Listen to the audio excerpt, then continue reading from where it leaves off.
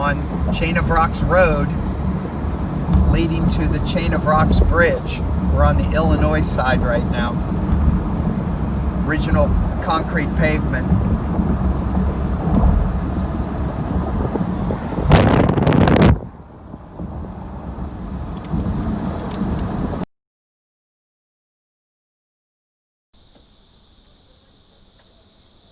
We are on the Illinois side of the Chain of Rocks Bridge, starting the Missouri tracing of Route 66.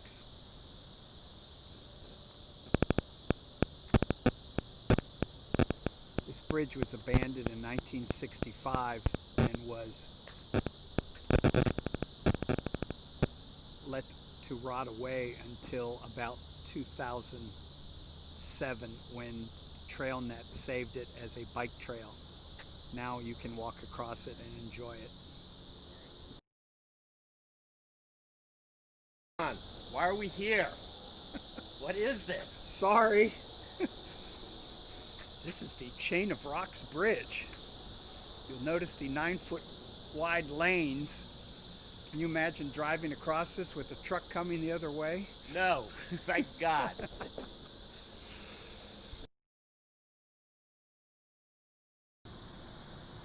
People always ask what the purpose of those buildings are on top of the water intakes, and the engineer simply designed them to make them look interesting. They serve no functional purpose whatsoever.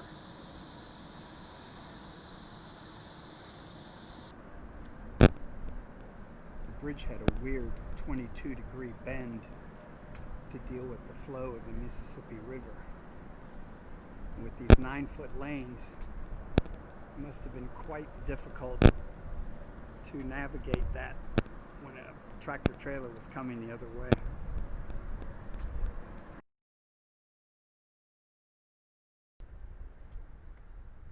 You can see the radicalness of this bend in the bridge from the Missouri side.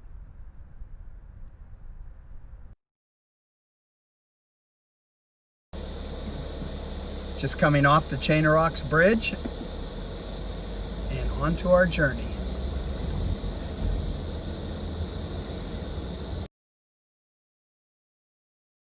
In St. Louis, in the shadow of Busch Stadium on 66 is the Eat Right Diner.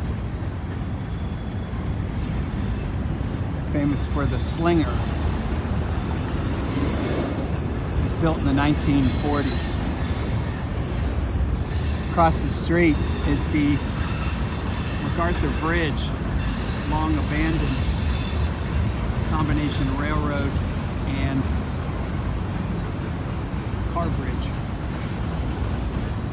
See the stadium in the background.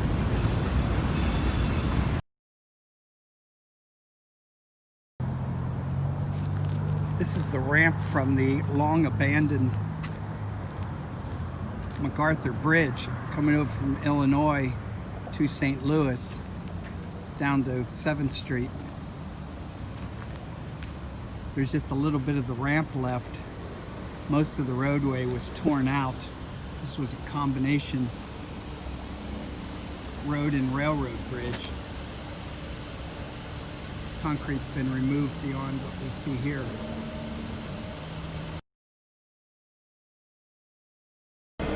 This is what it would be like coming off the MacArthur Bridge ramp years ago down to 7th. What better way to end up the first day in St. Louis but a trip to Ted Drew's. And of course there is a line.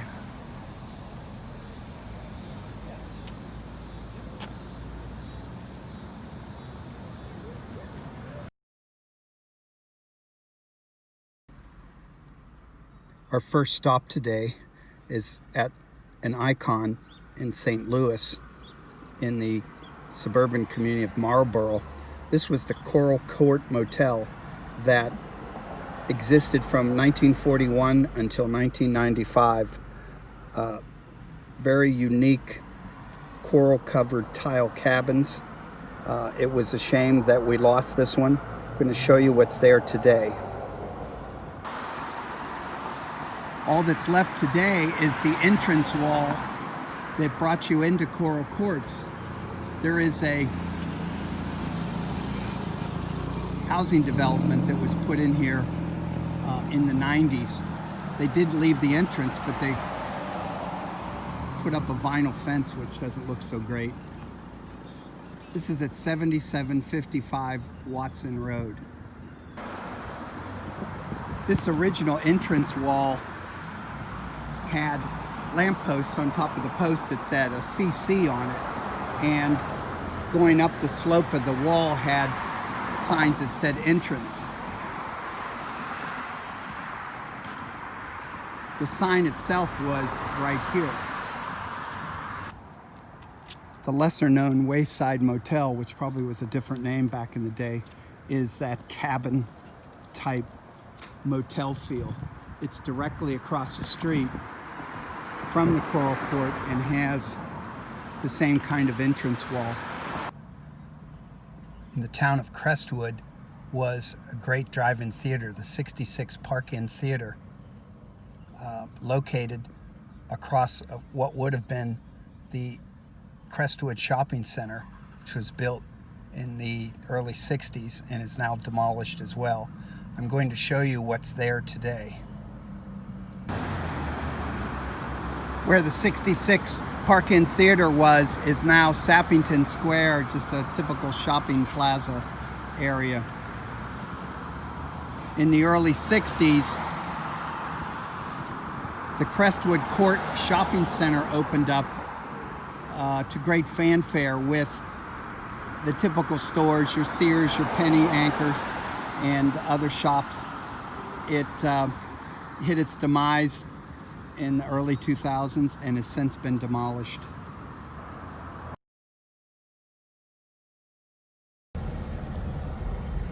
In Eureka, there's an abandoned bridge that went into the town of Times Beach, which had an environmental disaster that they had to clean up and abandon the entire town.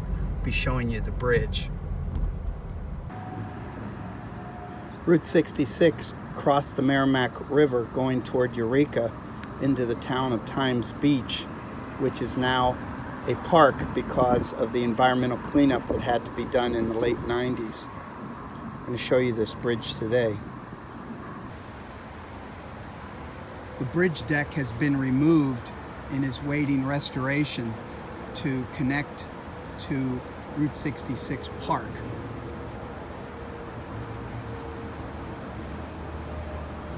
The town of Allenton, just east of Pacific, is an old abandoned section of Route 66 that also feeds across a non-Route 66 bridge. Left. Just east of the town of Pacific was the Red Cedar Inn, built in 1934 out of red cedar logs by Bill and James Smith. It was put on the registration of historic places in 2003 and has not been open since about 2005. I'll show you what it looks like now. The building itself seems to be pretty much intact. It's got the cool sign on it still.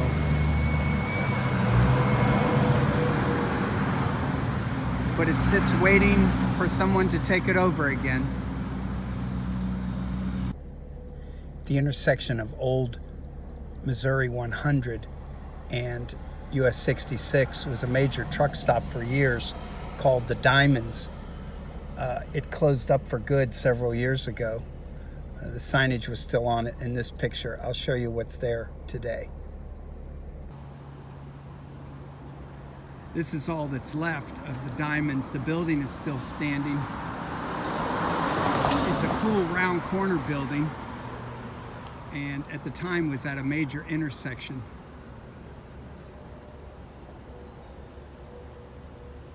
This is near Gray's Summit, Missouri. The original cool neon sign and entrance sign neon is still in pretty good shape today. And although the units aren't in use, they seem to be nice and cleaned up. The Wagon Wheel Motel was built around 1934 and featured steam-heated rooms. It fell into disrepair, but then was rescued and beautifully restored, and we'll show you what it looks like today. This is in the town of Cuba. This is the Wagon Wheel Motel today. It's absolutely gorgeous restoration.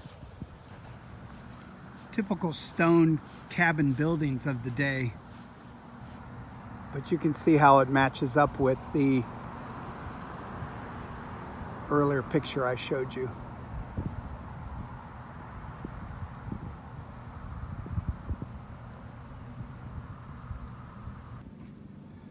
At the Wagon Wheel gas station used to operate out front.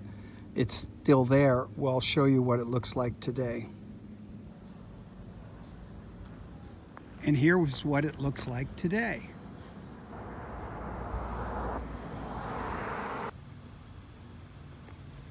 If you were staying at the Wagon Wheel, you might consider number 22. It's a one-bedroom queen. Good size.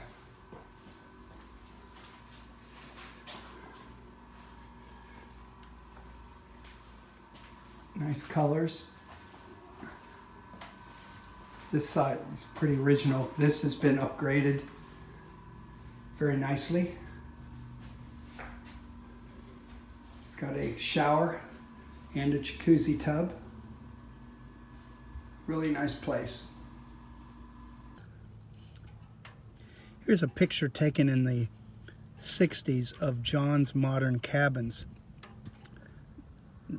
The road was bypassed for the interstate, and then they took out the interstate and rerouted it, pretty much dooming this location. I'm going to show you what's here today. Buried in the woods is John's Modern Cabins, one of the iconic stops on Route 66 near Arlington.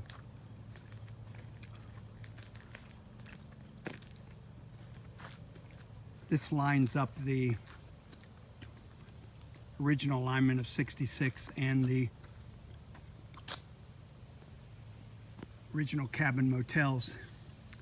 What doomed this whole thing is that this was the interstate right here, and this was Route 66 alignment, and both of them were bypassed, so this is very difficult to get to today. There's only one cabin barely standing, and one side's completely gone. It looks like there's attempts to restore it, which is great.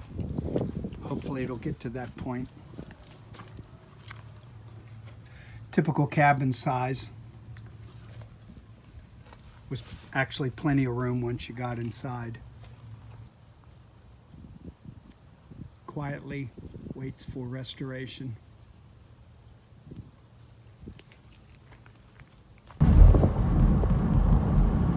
From 1926 to 1941, this was an alignment that was used and was referred to as the Devil's Elbow because a very sharp turn caused quite a bottleneck. Fort Leonard Wood needed better road system for the military, so in 1943 they bypassed this with the 4-lane road, which we'll show you. This is the bridge at Devil's Elbow.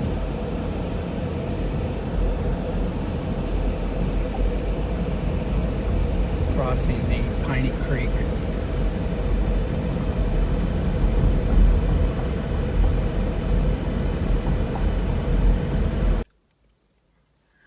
The Munger Moss Sandwich Shop was located right at the Devil's Elbow Bridge and operated as different businesses. I'm going to show you what it is today. Currently, the Munger Moss Sandwich Shop was the Elbow Inn Bar and Barbecue Pit. it's all closed up right now. I don't know if it's closed permanently or not. Hooker Cut was a big deal when it opened in 1943. They realigned 66 to get to Fort Leonard Wood for moving military cargo. Devil's Elbow, which it replaced, was a windy road that went across a narrow bridge. We're going to show you Hooker Cut today.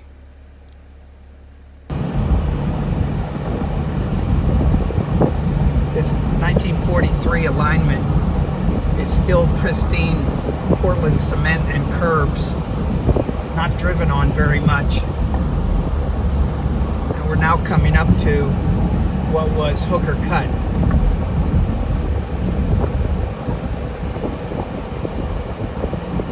"90-foot high, it was the deepest highway cut in the United States at that time.